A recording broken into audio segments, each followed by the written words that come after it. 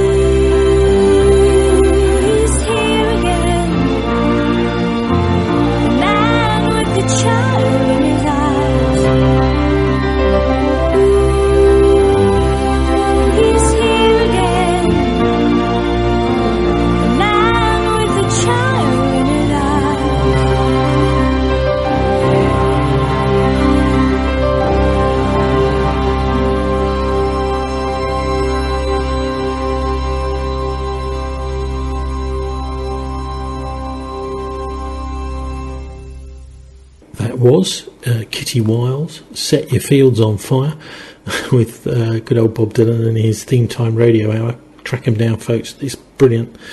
Never, of course, on the, well, maybe it was on the BBC at 3 o'clock in the morning or something. That's what they do, isn't it? The song Fields on Fire by Kitty Wiles is from 1974. Then we heard Stanley Kirby with Windmills of Your Mind, and Kate Bush, The Man with the Child in His Eyes, from 1978. So a bit of 68 with Windmills of Your Mind and 78 with Kate Bush. Welcome back to Not the BCFM Politics Show with me, Tony Gosling. Martin back next week with a live show. But anyhow, let's get cracking with Gaza, because the most mind-blowing, brilliant speech was given this week by Ilan Volkov. He was an Israeli composer at the Proms, not at the last night, which was an absolute travesty and mess. And here he is explaining. I mean, this is in a way the biggest round of applause of the whole Proms, is when an Israeli composer gets up in front of everyone and says, we, meaning he, the Israelis and the Palestinians, cannot stop the genocide. Please help us. What an amazing, brilliant and beautiful appeal to make at the Royal Albert Hall as part of the BBC Proms. Thank you so much, all of you, for sharing this amazing music together with us. It's a real privilege to be here every year with my friends, the BBC Scottish Symphony Orchestra.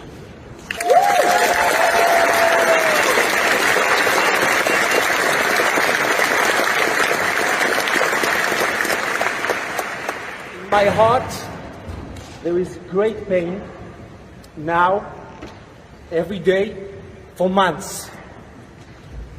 I come from Israel and live there. I love it. It's my home. But what's happening now is atrocious and horrific in a scale that Unimaginable.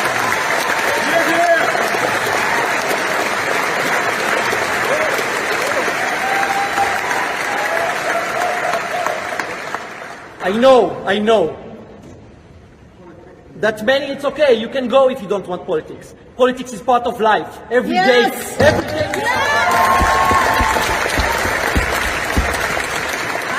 I know that many of us feel completely hopeless in front of this. Innocent Palestinians being killed in thousands, displaced again and again, without hospitals, without schools, not knowing when the next meal is. Israeli hostages are kept in inhumane conditions for 2 years. For 2 years. And political prisoners are languishing in Israeli jails. Israelis, Jews and Palestinians. Israelis, Jews and Palestinians. You will let me finish and then you can curse me all your life. No problem. No problem.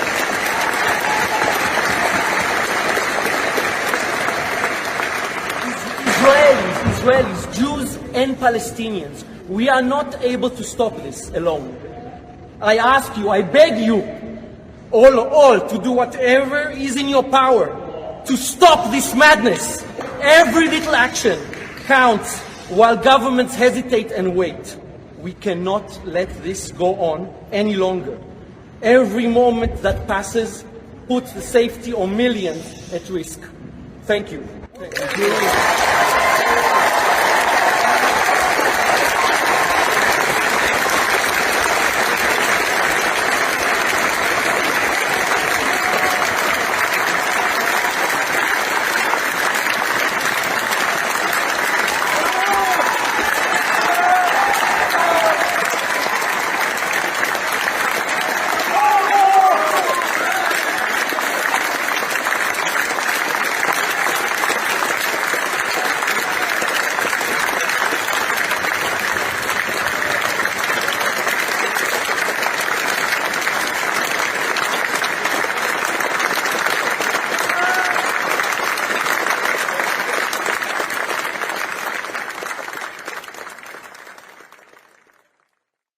Volkov there, Israeli composer, explaining that the Palestinians and the Israelis cannot stop the genocide. Please, world, will you help us?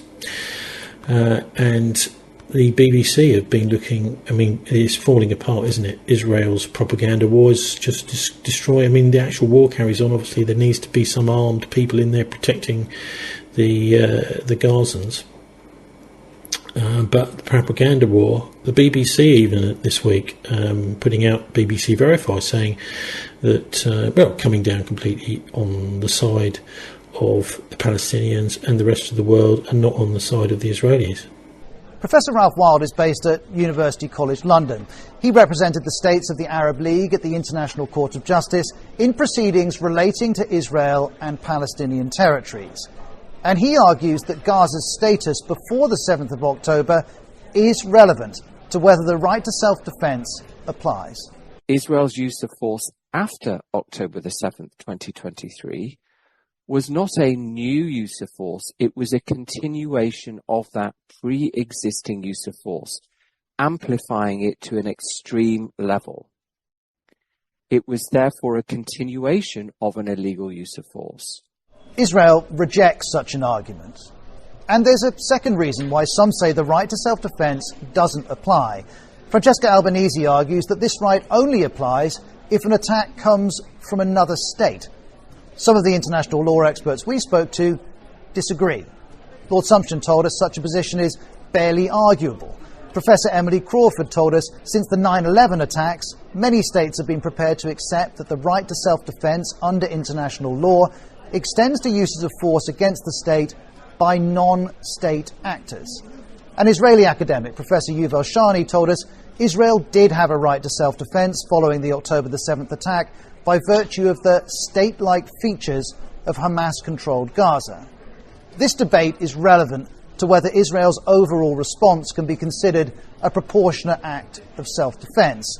Though Professor Jerry Simpson adds, even if Israel has a right to self-defense, the exercise of it has been disproportionate.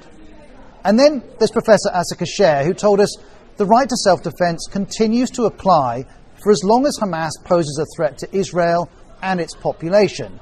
And he adds, self-defense is well justified, as long as the goal is defense. Whether it is the goal, though, is contested.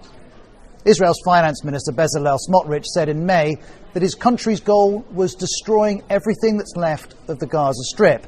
He also talked of conquering, cleansing and remaining in Gaza until Hamas is destroyed. In July, according to Israeli media, the Israeli defense minister proposed resettling the entire Palestinian population of Gaza at a camp in the south of the territory. The UN had previously warned that the forcible transfer of an occupied territory's civilian population is tantamount to ethnic cleansing. The proposed humanitarian city was discussed by the Israeli cabinet, but no plans to move forward had been made public. But Israeli statements, proposals and actions are causing some to question whether its goals and its actions go beyond self-defense. This is not a war where the goal is defeat. It is a war where the goal is destruction. Professor Jerry Simpson told us the Israeli response looks more like revenge or the continuation of a long-running erasure of Palestinian identity than anything one could call legitimate self-defense. Israel rejects any such suggestion. And Sir Geoffrey Nice KC told us this. It has become increasingly hard to accept that these stated military objectives that justify the really very widespread and wholesale killing of innocent civilians can be bona fide. Professor Yinid Adil also queries Israel's aims. We can look at Israel's conduct as potentially pursuing a legitimate defensive aim, which is to incapacitate Hamas to a point where it can't launch another October the 7th. But if we listen to Israeli security forces and Israeli decision makers, we must understand that this is not anymore or predominantly the aim Israel is pursuing in Gaza. Israel rejects any such suggestions. The IDF told BBC Verify that terrorist organisations in the Gaza Strip systematically violate international law and deliberately carry out military operations from within the civilian population. The IDF will continue to operate against the terrorist organisations in the Gaza Strip whenever and wherever necessary. International justice often deals in years and decades, not weeks and months. There are limitations on what it can do during and after a conflict. However, in time, the institutions that apply international law, such as the International Court of Justice, can and do draw definitive conclusions. These rulings matter, as do the laws themselves. However imperfect, they are the rules that most countries have agreed should define what they can and can't do. As such, they count for a lot. The vast majority of the experts we spoke to believe that all or some aspect of Israel's actions have not been proportionate, in particular with regards to its overall operation. They reached that conclusion for different reasons and with differing degrees of certainty. Professor Asa Kasher has concluded that it is reasonable to assume that some of Israel's actions have failed proportionality standards. Professor Neve Gordon told us this. It is, to me, obvious that Israel's carrying out war crimes and crimes against humanity because it is breaching daily the principle of proportionality. Professor Yuval Shani says the continuation of the military campaign can no longer be seen as proportionate, and Professor Davika Hovel calls it grossly disproportionate. Meanwhile, the conflict continues. A much diminished Hamas is still fighting, still holding hostages, still denying Israel's right to exist. Israel insists it followed international law throughout this conflict, and that its actions are proportionate. But nearly all of the experts we spoke to aren't convinced. So that's BBC Verify taking a good look at proportionality in Israel's war on Gaza. Nice to see the BBC doing the right thing, but then, a little bit late maybe, two years late maybe. So getting back to Gaza and Charlie Kirk now, Max Blumenthal has, this time last week, was publishing the information that there were certain individuals that threatened Charlie Kirk, people who'd been giving him money saying, look, we own you, basically. Anyway, so this is obviously one of the massive motives for murder. Netanyahu and the Israel lobby, spoken about here by Max Blumenthal. I think this is on Judge Neapolitano's show. Following my September 12th report, which provided background about the pressure, the mounting pressure that Charlie Kirk was under from pro-Israel forces, from Netanyahu's cutouts in the United States, I gathered more details. The piece, it hit like a sledgehammer. It really caused a lot of, I think it spoke for a lot of people, particularly within the conservative movement, which is changing among the youth on the question of Israel. And more people started coming out, and more people started talking, and people were talking to me.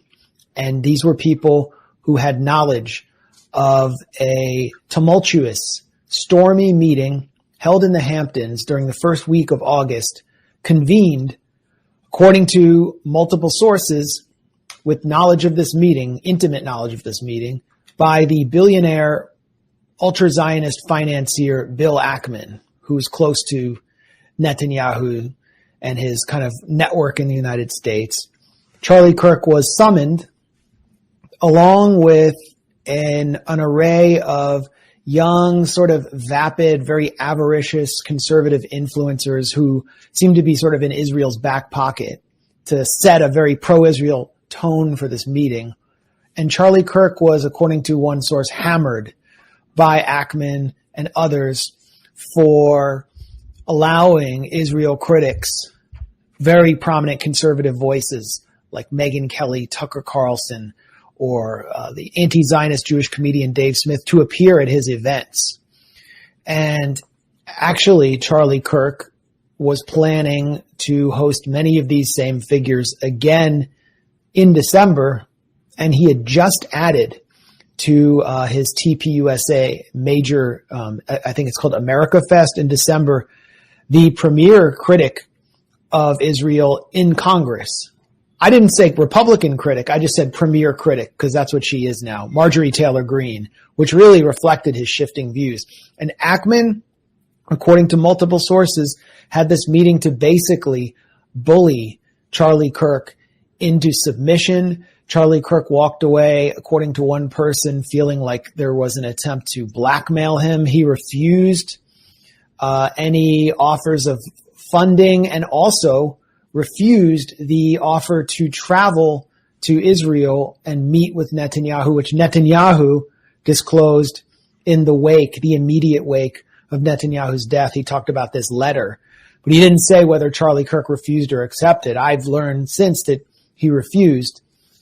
And then beyond that, he was becoming so alienated by this crowd of pro-Israel enforcers that he was moving away from the Protestant church. This is what I've been told. Candace Owens just disclosed this on her live stream. And, he was a Protestant who, as a young conservative voice, and, I believe in evangelical Christian. He was a Christian nationalist by his own words. Yes, and he was pushing the idea of this Judeo-Christian alliance, and that was like music to the ears of the pro-Israel funders. But now he was starting to attend Catholic Mass with his wife, Erica, and moving in a different direction, what Candace Owens called a spiritual transformation. And the Catholics just don't have that same conceptualization of American Christian nationalism and the Judeo-Christian alliance. Correct. This has never been, I don't think it's been reported before. So he was undergoing a transformation, a singular figure in the Trump world, unreplaceable, sort of a unique figure in that world. And he was moving on this question, and there really wasn't anything they could do to stop him, because you couldn't just, I'm sure there would have been an attempt, and there already was, through figures like Ben Shapiro and Mark Levin at Fox News, to attack him and sort of suggest maybe he should be removed. But you can't really just remove someone like that who's built this entire gigantic infrastructure around himself. So we really don't know where things would have gone. But these two stories together, I think, paint a picture of it's a wider history of where the conservative movement itself is going, Right. and the kind of the astroturfing from pro-Israel one percenters to prevent that. This will undermine Trump's support on this issue substantially. So his good buddy, the Vice President of the United States, is a Catholic convert.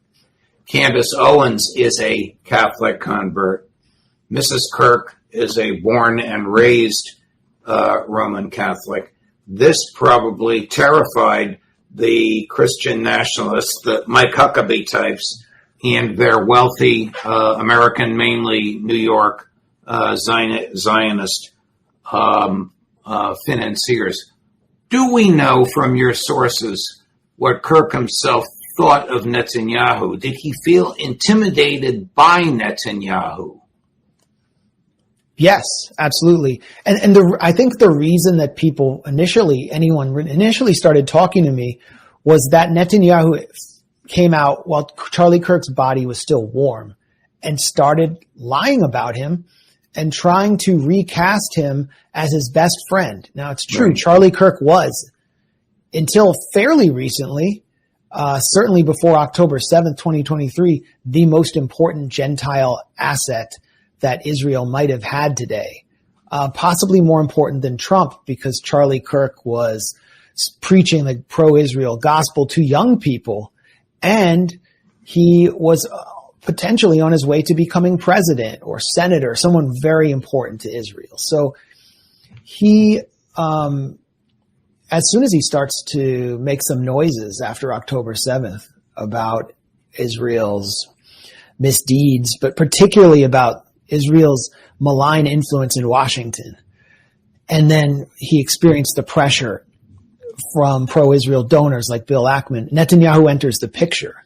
And Charlie Kirk, according to a longtime friend of his who I spoke to, considered Netanyahu a disgusting bully who was a manipulator and was fundamentally dishonest. And this stands at complete odds with the picture Netanyahu has tried to paint in not just one, but I think 5 or maybe 6 tweets since Charlie Kirk was killed.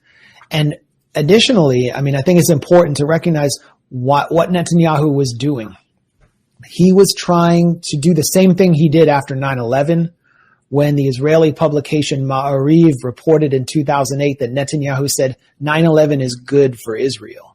And he thought that he wanted to exploit Charlie Kirk's killing in a way that benefited Israel by pushing a narrative of religious warfare and Islamophobia inside the U.S. And he blamed Islam and radical Muslims and the left for killing Charlie Kirk before the suspect was even known, before anyone had even been caught.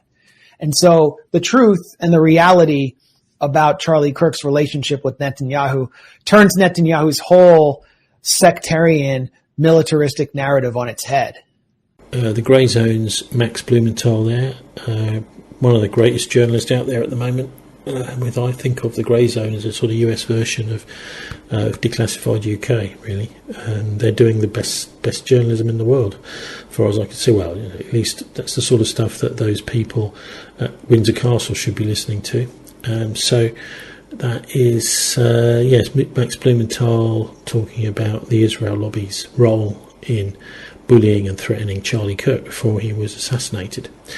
I think it's interesting to get the take of somebody like Scott Ritter on this, former UN weapons inspector, because Judge Knapp asks him about Netanyahu going on TV to deny assassinating Charlie Kirk, an extraordinary thing to do.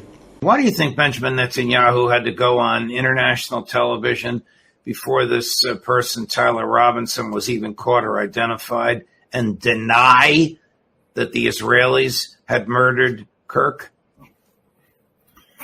I can't. It's the kind of behavior that guilty people do, or people who are worried. I think Israel's got a PR problem right now in the United States, a huge PR problem.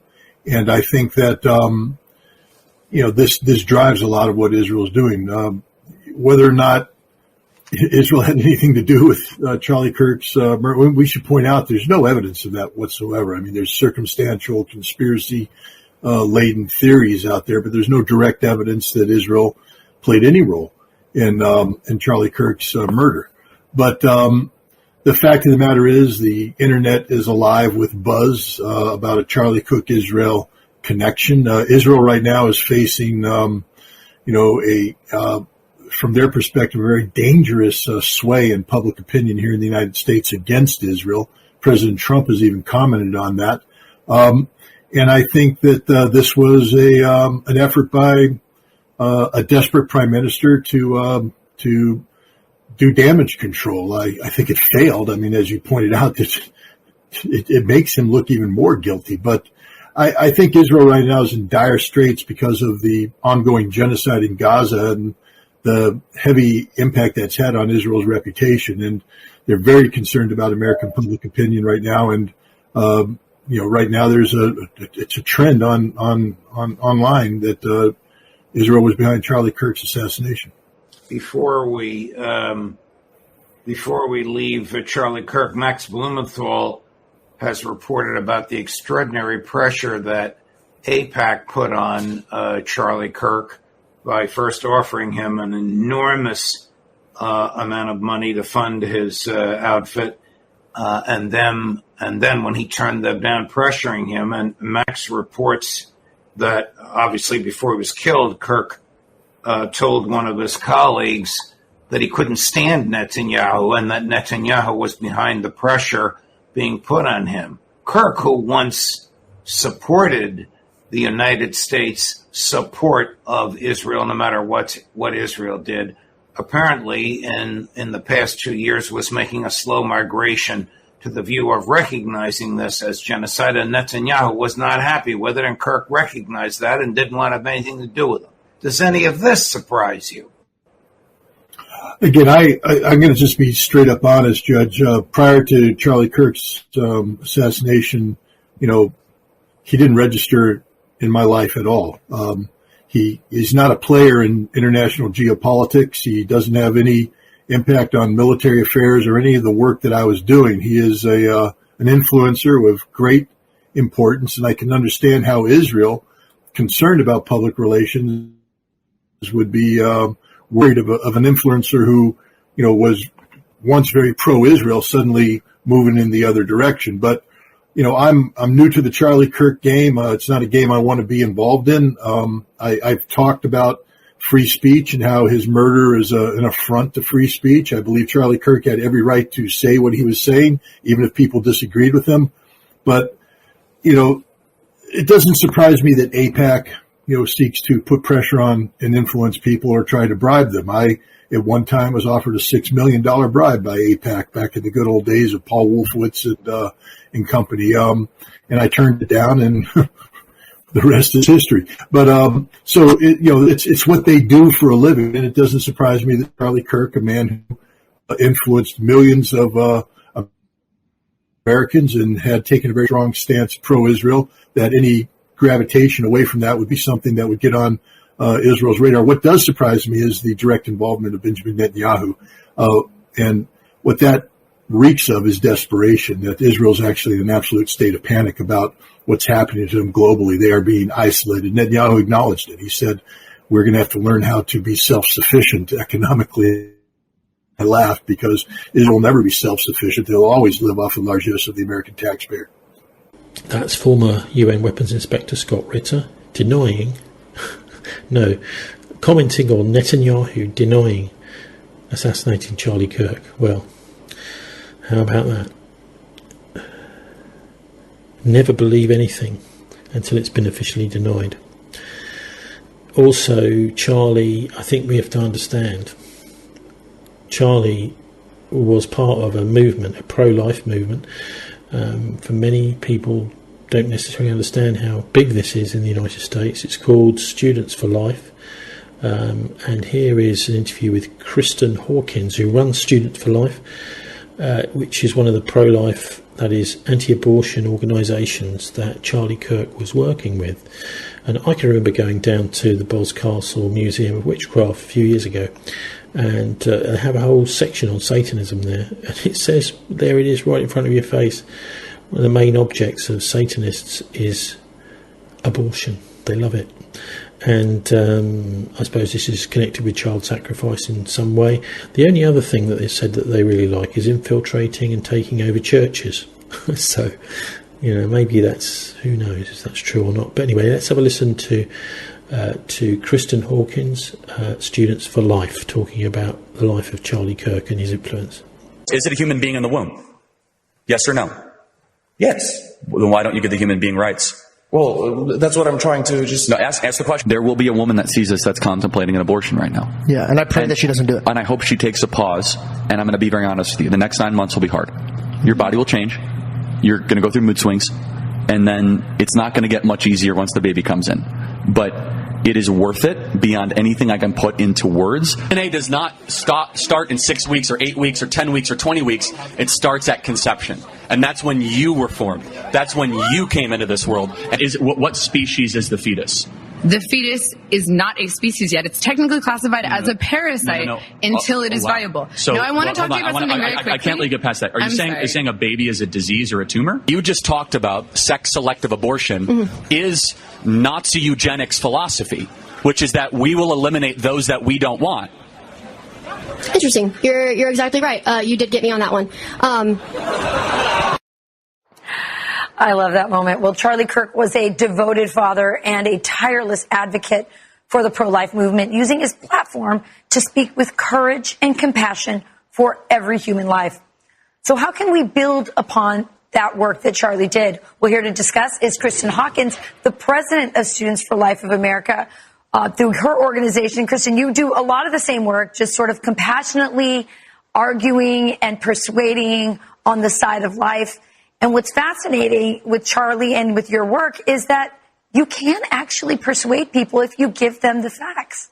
That's absolutely right, Rachel. And I think what you saw in those videos is Charlie not only planting seeds of truth in the minds of those who were brave enough to talk to him, but also the entire audience. And that audience was in person, but then also millions online. And that's what we see every day. I mean, the comments that have been coming in online since Charlie's assassination, people writing to me personally saying, I used to be pro-choice, and then I saw a video of you, I saw a video of Charlie, and I knew I could no longer be associated with that. Comments from young people who've come in by the hundreds to Students for Life saying, what more can I do? I know I've always been pro-life, but I was always afraid. But with what happened with Charlie, I know I can no longer be silent about this. And so I think what we're seeing, Rachel, is God, taking this horrific tragedy, and we're seeing young people rise up. And I think Charlie is very excited about that, looking down from heaven. Yeah, I couldn't agree more. Listen, I wanted to do this segment because I was moved by how compassionately he dealt with it. And it's a tricky subject because a lot of the women in the audience have had abortions. Chemical abortions are very easy to do. That's kind of how I learned through a conversation that Charlie was having with a young woman that so many young college girls were having these abortions in their dorm rooms. They didn't know what they were doing. They were lied to. The fact that he was so effective in such an emotionally charged environment, I just think speaks to just how much compassion and love he had in him. That's right. And when Charlie goes to campuses, when I go to campuses, I was on campus when Charlie was assassinated. What we're doing is we're bringing the truth, and we're bringing reason, and it's with compassion. And because it's Sunday, I wanted to share this quote from Pope Benedict. He said, when reason is abandoned, violence becomes the only remaining path. And I think that's the challenge before us now, where can we go and continue to exercise our First Amendment rights on college campuses, bringing reason, bringing truth with love and compassion, as Charlie did so effectively? Yeah. Or do we allow the violence to rule the day? Yeah.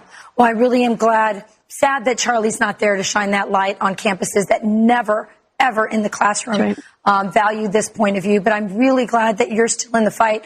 You are wicked smart. I've seen you debate and persuade myself, and you do it every day on campus with Students for Life. And so I love that you're honoring him by continuing your work. Kristen Hawkins, Students for Life, thank you. Thank you, Rachel. So that was Kristen Hawkins at Students for Life in the United States, talking about Charlie Kirk, honouring Charlie Kirk's contribution to the pro-life fight against abortion. It's a war on God, but God's going to win. Time to sign off now. Thanks very much to our guest, Don DeBar.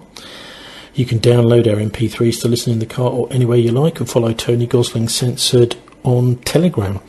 Do please send me interviews and story tips on the Tony Gosling Censored Telegram channel and via Not the BCFM Politics show page, which includes the podcast, full-length interviews, story links and comment page. Subscribe to my free weekly newsletter, and if you can afford it, do please donate or even set up a small monthly sub at thisweekoneword.org.uk. You can sometimes find me at places like the Richie Allen Show, and Reality Check Radio. I'm shadow banned on Twitter at Tony Gosling. My paperbacks, firstly about deals between Churchill and the Nazis at the end of World War II. The Traders of Arnhem, that's Martin Bormann and the Bilderberg Group, costs £15. All my secret government anthology, from Cromwell to the Princess Diana assassination, the Siege of Heaven reader. They're both on eBay, and you'll find the Siege of Heaven ebook with my RT articles, plus my most recent on John Dee and the Empire, at www.bilderberg.org. This show is repeated at 11 p.m. Fridays and at 11 and 5 a.m. and p.m. all week on the talkradio.org.uk stream, so do please make live recordings. So we've been on the stream at DJ Plug Radio in Nuneaton, Warwickshire, and live on the Not the BCFM Politics Show app. If you can restream this show live or rebroadcast it, let me know and I'll credit you here. Have a relaxing and enjoyable weekend, and do please join us for Not the BCFM Politics Show live next Friday at 5. God bless, and don't let the satanic banksters get you down.